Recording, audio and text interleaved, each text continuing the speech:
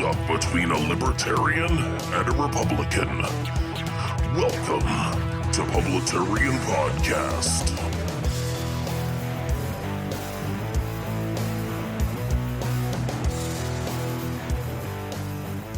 Good morning, good afternoon, and good evening, everybody. This is Ronald Johnson, Publitarian, coming at you again with another episode of Publitarian Podcast, and we are up to episode number 55 now.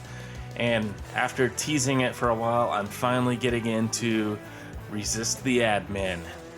And what is Resist the Admin? Well, you will find out. But first of all, I am in just a freaking real mood today. Your anger, ally. I'm in a mood, Dave. A bad mood. A very bad mood. The anger sharks are swimming today. I don't know. It's just everything has happened with recording this podcast, stuff in the studio going haywire, things not working, software that always works, all of a sudden not working, work, life in general. I think it's time to go to the Publitarian beer fridge and see what I can find. And a Yingling Light it is. Swigging in real time.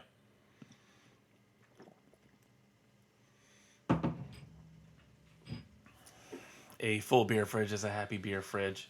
Oh, and there's the patented hum, right on time, because I dared to open the beer fridge.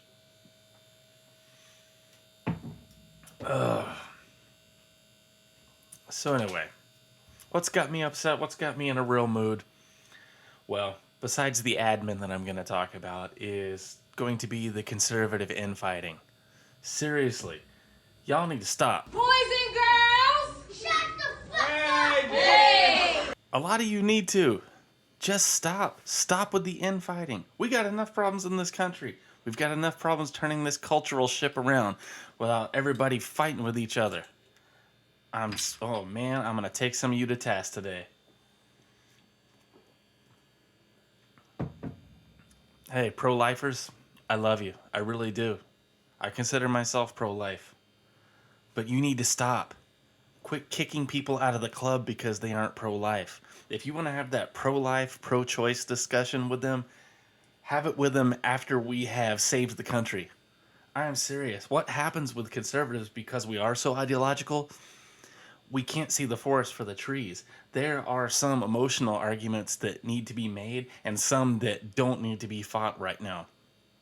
And that stupid pro-life, pro-choice thing is one of them.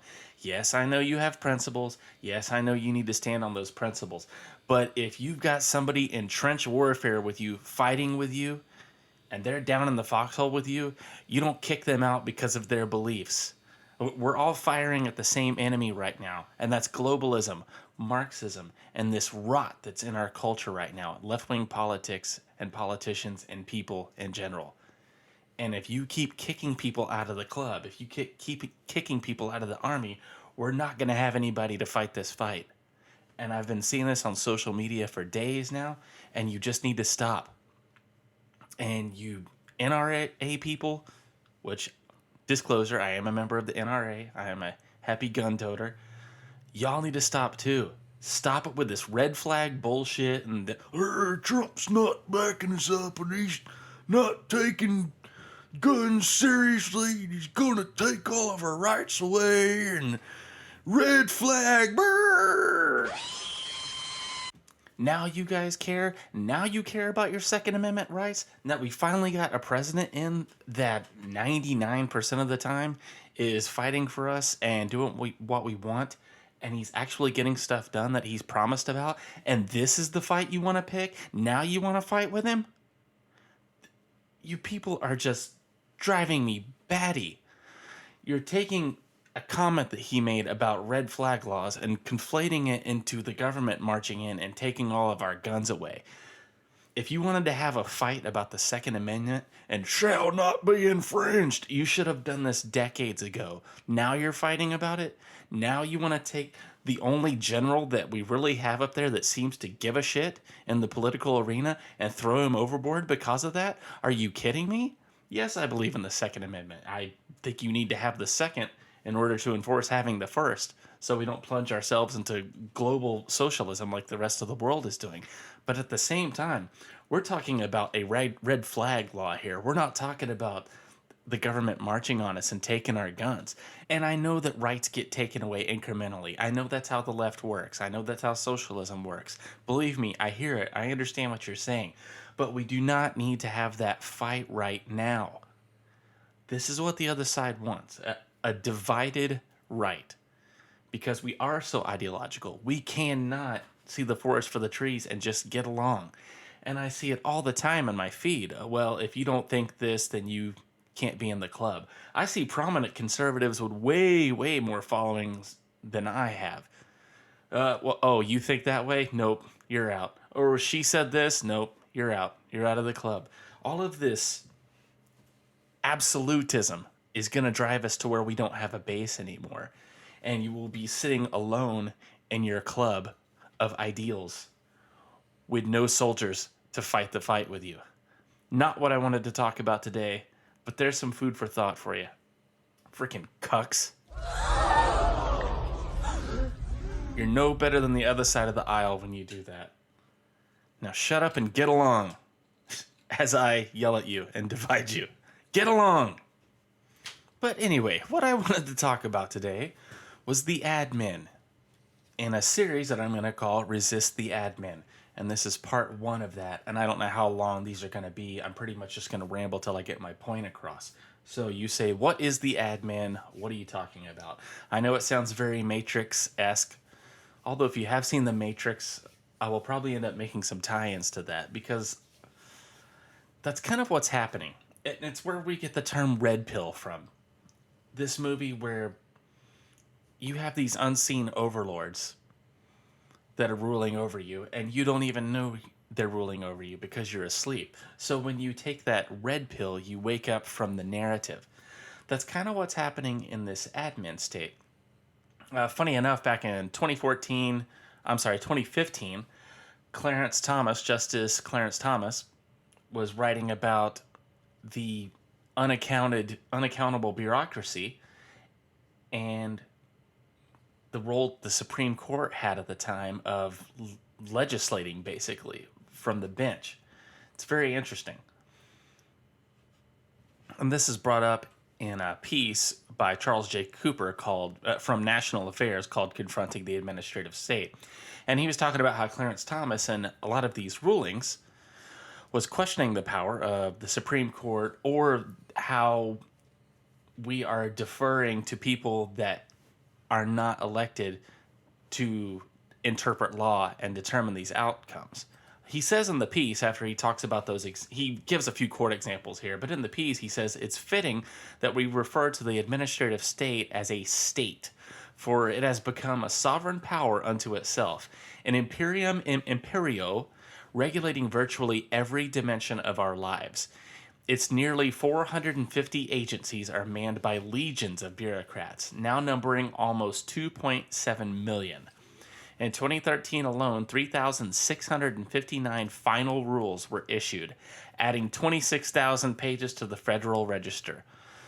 All told, the Code of Federal Regulations contained 175,000 pages of regulations spread out over 235 volumes as of 2013. Remember, this is a 2015 article, you guys. That represents a 7.4% increase in the number of pages in the CFR since President Obama assumed office.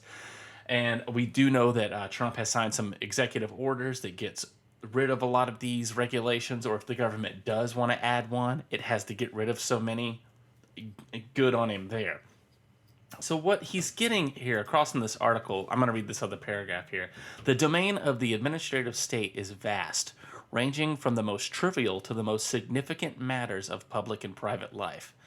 With the votes of 3 FCC commissioners, it declares the internet a public utility and seizes control over our nation's web-based economy. Again, this was in 2015 when everybody thought that the government was going to try and take over the internet with the net neutrality. And some people on our side were even wanting that as well. Yeah, we need to level the playing field. Does government ever level a playing field? Okay. Moving on, resisting the admin. Although the framers could not have envisioned the modern administrative state, they certainly envisioned the danger to liberty posed by the accumulation of government powers in the hands of federal officials. Indeed, it was to protect against this hazard that they separated the great powers of government. Our constitutional system, and specifically its separation of powers, was premised on the founders' conception of the nature of man, and it was the progressive movement rejection of this conception of man that led to the rise of the administrative state that now rules over us. Again, that was from National Affairs, and there's article after article on this. And now this is, not to quote Beauty and the Beast, but it's a tale as old as time. If you go back as far back as recorded history, there are people that have a certain mindset where they think they know what is better for everybody else. I do believe it may have been Plato or Aristotle. I should have prepared for this more, where they talk about philosopher kings, like an elite group of people that thinks they are smarter and know better than everybody else, and they rule the masses and shape and form society and guide society where it needs to go. And a lot of times people, maybe some people with, some compulsions or obsessions, or they need to see all their ducks in a row line up, gravitate towards government service and government jobs because they like to see this order. They like the idea of telling people, no, this is how you have to do it. This is how you have to fill out this form. If you do this form wrong, you need to fill out this form as well. Because the world they see is a chaos that needs to be brought to order. And if that is left unchecked, that philosophy is left unchecked, it's basically just trying to fit people who are square pegs into round holes and pounding them in if necessary. And when I talk about the administrative state, I've talked about this before on previous podcasts. There are thousands of unelected, unaccountable to anybody bureaucrats running things in our government right now. And if that's not enough to scare you, it's not just federal government. It's state government. It's local government. It's people in charge of educating your children.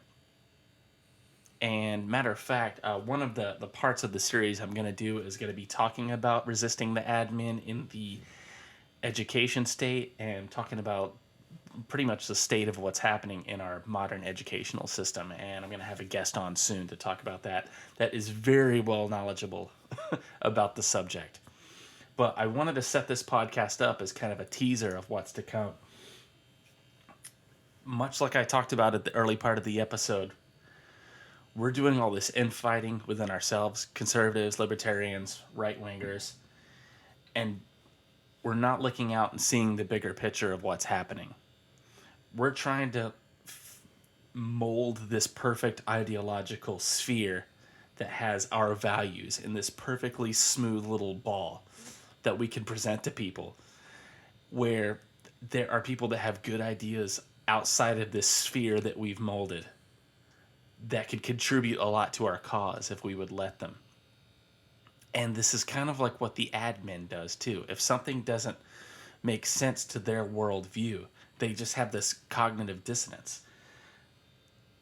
And these people gravitate towards these jobs. Now, there's also people that just like having power.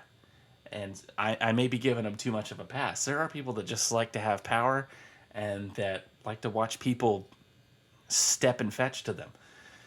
They gravitate towards these jobs as well. And then there's a third category, I think, as well. People that actually go into government wanting to change things for the better and get corrupted by the system.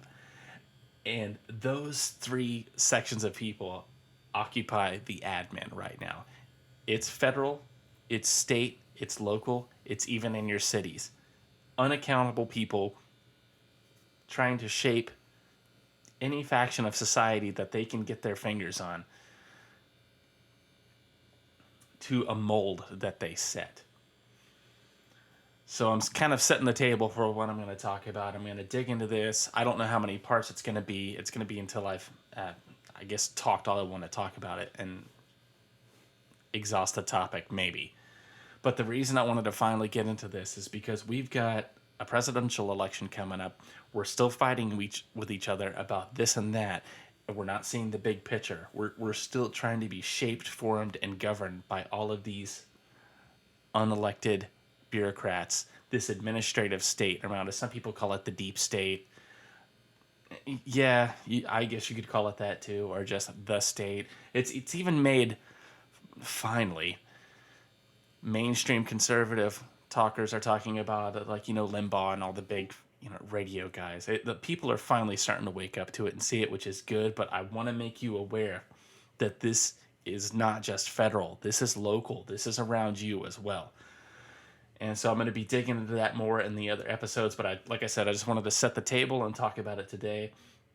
We've got, let's see, today is the 9th. We've got 9/11 coming up. I'm not even going to be on social media around the 9/11 portion, because then I'll have to entertain more stuff about 9/11 and people on our side of the aisle fighting about that, when we should just be remembering the people that lost their lives on that day.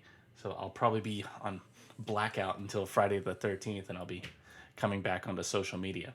But I think that's going to do it for me today on this edition of Publitarian Podcast. There's not a lot going on in the news. I mean, if you check the left-wing news, there's always something negative about Trump going on. There was a pretty humorous article about someone saying that Obama's tan suit was the only controversy, was the only scandal in his presidency.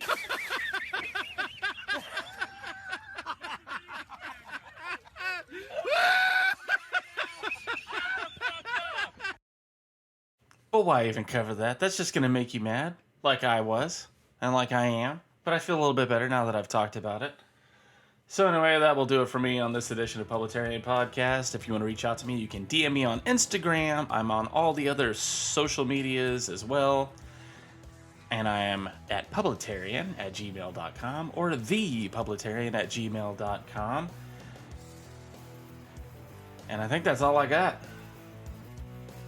Thanks, as always, for listening, and I'll see you next time on Publitarian Podcast.